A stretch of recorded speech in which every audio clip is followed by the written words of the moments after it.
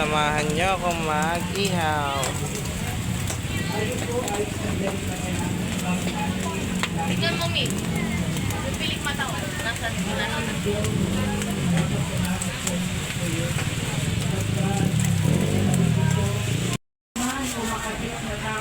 nagkakamali pa rin po yan. Nagkakasaya pa rin po yan. Lahat po tayo ay nasa ilalim ng Poge. at lahat ng tao ay nakakagawa. At alam po ba natin na ang ating pagiging makasalanan ay mayroong kabayaran. Ang sabi po ng ating binasa, kung ating ipagpapatuloy, ang kabayaran ng kasalanan ay kamatayan.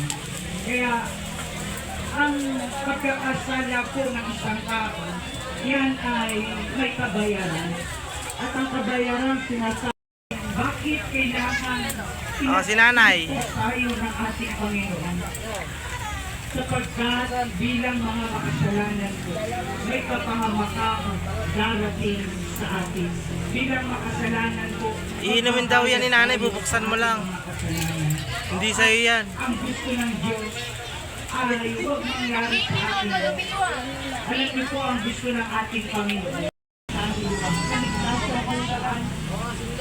Susumpa at parusa. Sapagkat bilang isang taong makasalanan, nakatalaga ang makasalanan sa kabayaran ng kanyang kasalanan. At ang gusto ng ating Panginoon ay hindi natin ito maranasan. Sapagkat kakilakilabot ang mangyayari kung ang isang tao ay maparusahan dahil sa kanyang kasalanan. Kaya ang ginawa po ng ating Panginoong Diyos, ipinigay niya ang kanyang bugtong na anak para sa atin. Sabi ng ating Panginoong Diyos, hindi na tayo magbabayad. Wala na tayo kailangan gawin para tayo ay mapapagod sa ating mga kasalanan. Hindi na po natin kailangan maghirap